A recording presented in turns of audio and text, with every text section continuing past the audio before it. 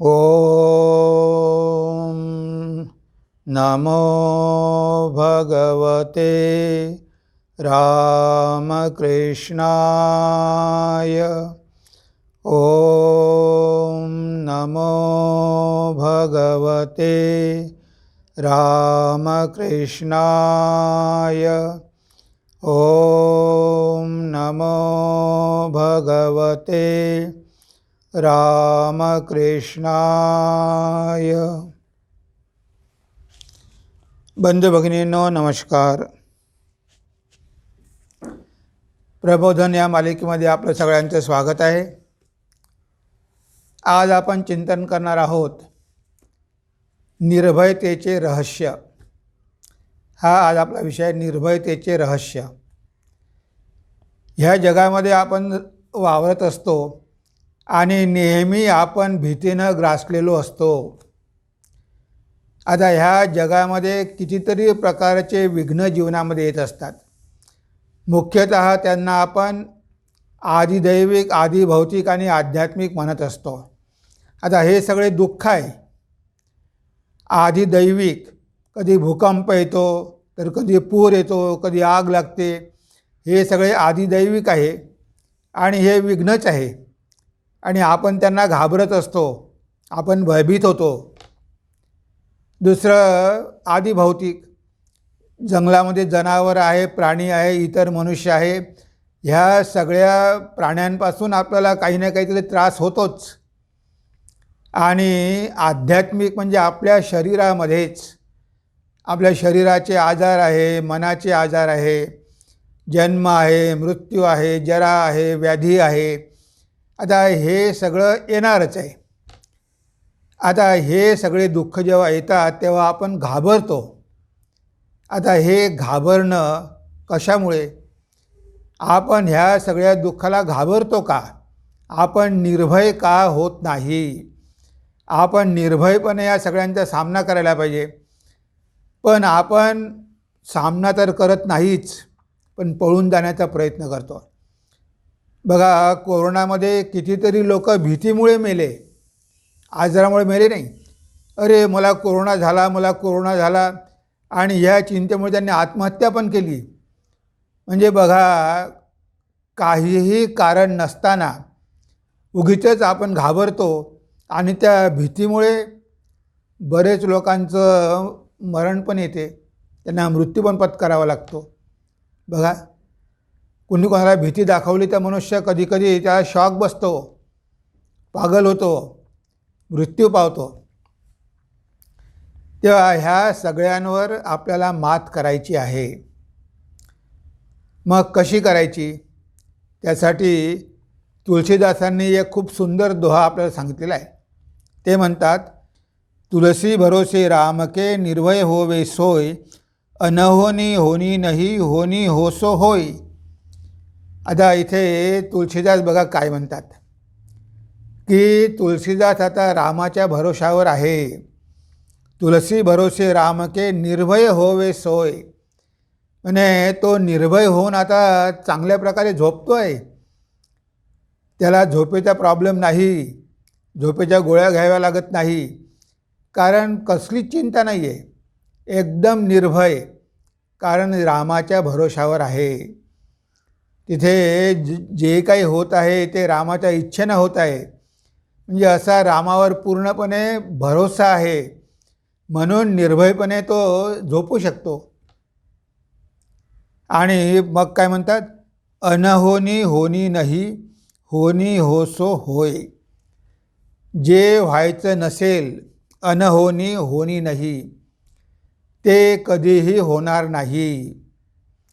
तुमच्या बाबतीमध्ये जे दुःख येणार नसेल ते कधीच येणार नाही।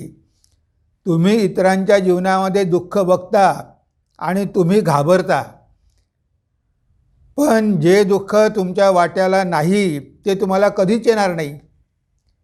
मग तुम्ही घाबरता कशाला? इतरांचे दुःख बघून किंवा दुःखाच्या कल्पना करून तुम्ही घाबरता कशाला? म्हणजे सगळेच्या सगळे दुःख काही तुमच्याच वाट्याला येणार नाही।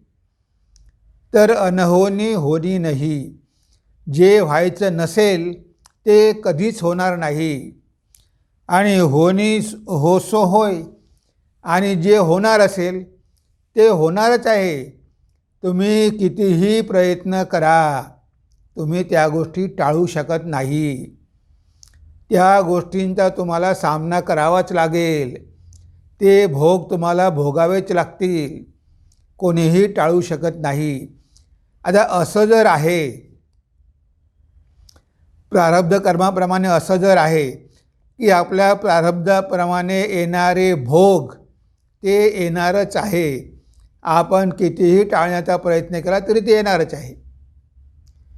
मग अशा प्रकारची कंडिशन असताना आपण घाबरायचं कशाला? आणि जे येणार नसेल ते कधीच येणार नाही. आपण कितीही घाबरलो तरी ते येणारच नाही. आता अशी जर गोष्ट असेल तर आपल्या मनामध्ये प्रश्न निर्माण होतो की मग आम्ही काही प्रयत्न करू नये का? प्रयत्न आपण अवश्य केले पाहिजे. तर समोर एखादा वाघ आहे आणि आपण म्हटलं की आता जे व्हायचं ते होईल, आपण उभं राहिलो तर तो वाघ आपल्याला खाऊन टाकेल. बुद्धी भगवंताने दिलेली आहे. आपण प्रयत्न केले पाहिजे. आपण झाडावर चढलो पाहिजे, काहीतरी उपाय शोधून काढला पाहिजे. आपण त्यामधून स्वतःला वाचवण्याचा प्रयत्न केलाच पाहिजे. पण भिण्याचं काहीही कारण नाही. जर आपण घाबरलो तर आपण काहीच करू शकत नाही. आपल्याला काही करण्याचं सुचतच नाही. त्या भीतीमुळेच आपण खाली पडतो. म्हणजे बघा, घाबरल्यामुळे काही तुम्ही त्यामधून वाचू शकत नाही. तुम्ही प्रयत्न अवश्य करा. तुम्हाला आजार झाला असेल तर औषध घेतलंच पाहिजे. मी औषध घेणार नाही, जे व्हायचं ते होईल म्हणणं हा मूर्खपणा आहे. पण औषध घेऊनसुद्धा असे काही आजार असतात की ते आजार भोगावेच लागतात. औषधाचा काहीही परिणाम होत नाही. काही वर्ष तुम्हाला भोगल्यानंतर तो आजार औषध न घेतासुद्धा निघून जातो. बऱ्याच केसेसमध्ये आपण बघतो. तेव्हा तेवढे दिवस तुम्हाला ते भोग भोगावेच लागतील. म्हणून आपण काही प्रयत्नच करू नये असं मात्र आपण म्हणू नये. प्रयत्न करायला पाहिजे. पण प्रयत्न करायचे, पण घाबरायचं नाही. आता प्रयत्न केल्यावर जे होईल ते होईल. जर आपल्या नशिबात मृत्यू नसेल तर आपण वाचू. मृत्यू असेल तर आपल्याला मरण येईल. आता करणार काय? आपण काहीच करू शकत नाही. तर इथे स्पष्टपणे सांगितलेलं आहे की तुम्ही एकतर भगवंतावर सगळं सोपवून द्या, नाहीतर प्रारब्धावर सगळं सोपवून द्या. मग तुम्हाला भीती मुळीच राहणार नाही. भगवंताची जशी इच्छा असेल तसं होईल. त्याला वाचवायचं असेल तर वाचवेल, नसेल वाचवायचं तर नसेल वाचवेल. आणि जे आपल्या प्रारब्धामध्ये आहे त्या प्रकारे होणारच आहे. आपण कितीही टाळण्याचा प्रयत्न केला तरी ते काही टळणार नाही. ह्या दोन गोष्टीवर आपला जर विश्वास असेल तर आपल्याला भीती बाळगण्याचं काहीही कारण नाही. पण आपला विश्वास नसतो. एक तर देवावर विश्वास नसतो की देव आपलं रक्षण करेल, आणि दुसरं म्हणजे देवावर तर विश्वास नसतोच, पण जे काही घडत आहे ते आपल्या प्रारब्ध कर्माचं फळ आहे. ते आपल्याला भोगावं लागेल यावर पण आपला विश्वास नसतो. म्हणून आपण भयभीत होतो.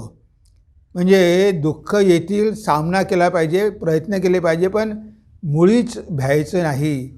आता मृत्यू येणार आहे म्हणून काय दररोजच मरायचं आहे का? लोक दररोजच मृत्यूची चिंता करून मरतात. तर एखाद्याला कॅन्सर झाला तर त्याला वाटतं की आता आपण मरणारच, आणि तो भीतीमुळेच मरतो.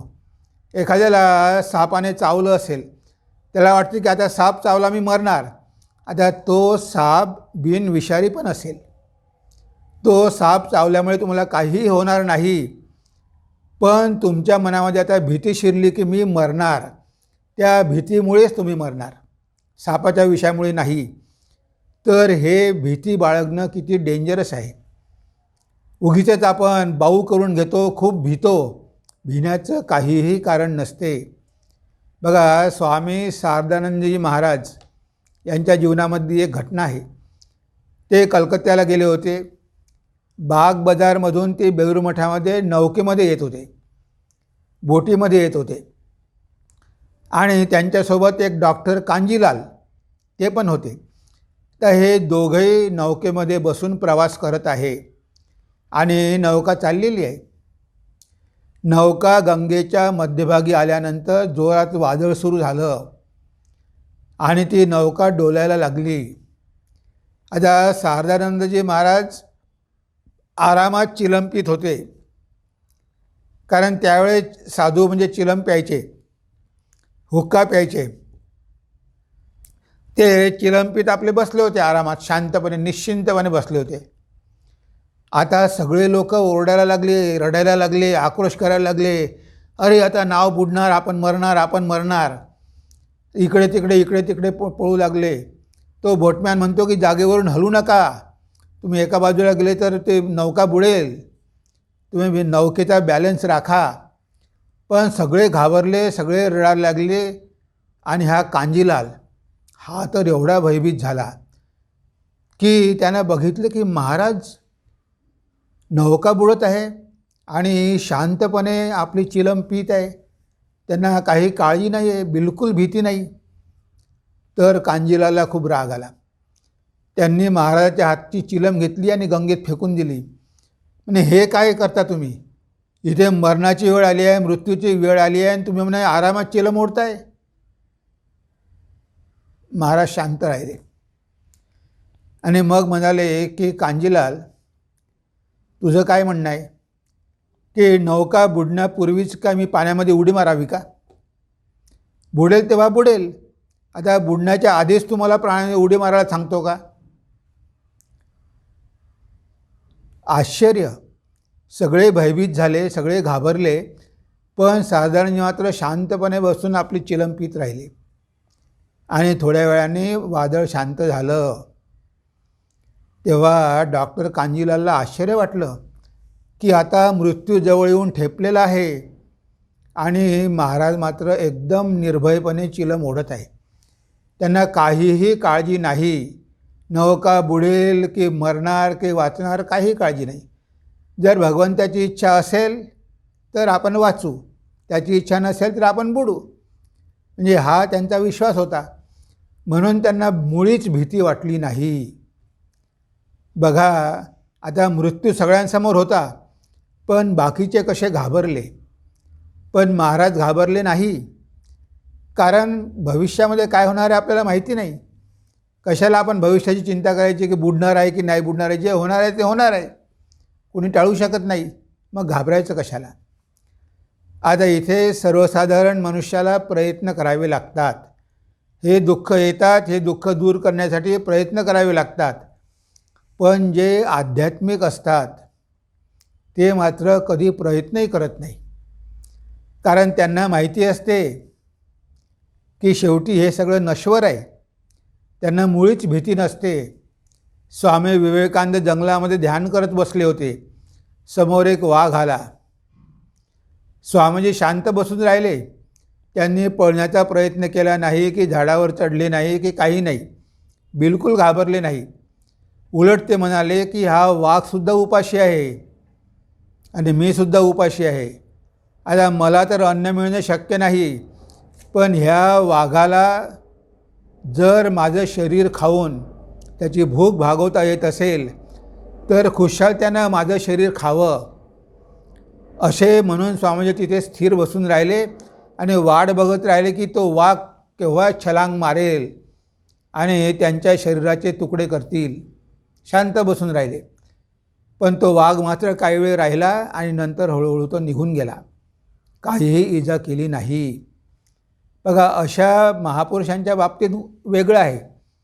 ते बिलकुल घाबरत नाही. जे व्हायचं असेल ते होईल. ते प्रयत्न पण करत नाही. त्यांना प्रयत्न करण्याची पण गरज नाही. नागमहाशय बघा, सगळ्या त्यांच्या मोहल्ल्याला आग लागली. आजूबाजूचे घरं जळत होते. त्यांची बायको घाबरली. ती घरातलं सामान काढायला लागली. नागमहाशय बाहेर गेलेले होते. ते आले आणि ते म्हणाले की अगं, तुला काही वेळ लागला आहे का? हे म्हणे, कशाला घरातलं सामान काढते? हे घरातलं सामान काढायची काही गरज नाही. साक्षात ब्रह्मदेव अग्निरूपामध्ये आपल्या घरी दर्शन द्यायला आलेले आहे. त्यांची कुठे आराधना करायची, त्यांची प्रार्थना करायची, त्यांची स्तुती करायची की हे घर वाचवायचं? आणि भगवंताची इच्छा असेल तर घर वाचेल, नाहीतर ते जाईल. सगळी आजूबाजूची घरं जळून खाक झाली, पण त्यांच्या घराला मात्र काहीही झालं नाही. एकदम जसं आहे तसंच राहिलं, थोडी पण झळ पोहोचली नाही. बघा, त्यांना भीती नव्हती. गेलं घर तर गेलं, अजिबात काळजी नाही. म्हणजे असे पण लोक आहेत, ते कधीही भयभीत होत नाही. कितीही मोठं संकट कोसळलं तरी ते मुळीच घाबरत नाही, कारण त्यांची भगवंतावर अशी भक्ती असते आणि त्यांचा प्रारब्धावरही विश्वास असतो की जे व्हायचं असेल ते होणारच आणि जे व्हायचं नसेल ते नाहीच होणार.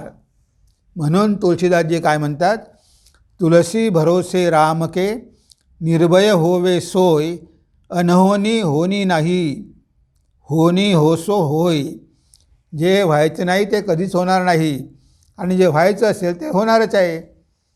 म्हणून तुलसीदास रामाच्या भरोशावर बसला आहे आणि एकदम निर्भयपणे रात्री आरामात झोपतो आहे. त्याला कशाची चिंता नाही. झोपल्याबरोबर लगेच झोप लागते, गुळ्या घ्याव्या लागत नाही. बरेच लोक आपले इकडून तिकडे पलटत असतात, झोपच लागत नाही. तर इथे तुलसीदासांनी आपल्याला किती महत्त्वाचा संदेश दिलेला आहे की जे व्हायचं असेल ते होईल, जे व्हायचं नसेल ते होणार नाही. म्हणून तुम्ही भीती बाळगू नका, निर्भय राहा, सगळ्यांचा सामना करा, प्रयत्न पण करा. पण शेवटी जे व्हायचे ते होणारच आहे. आपण प्रयत्न केल्यामुळे काही आपण वाचणार आहोत असं नाही, पण आपल्याला वाटते की प्रयत्न केले तर आपण त्यामधून बरं होऊ म्हणून प्रयत्न केले पाहिजे.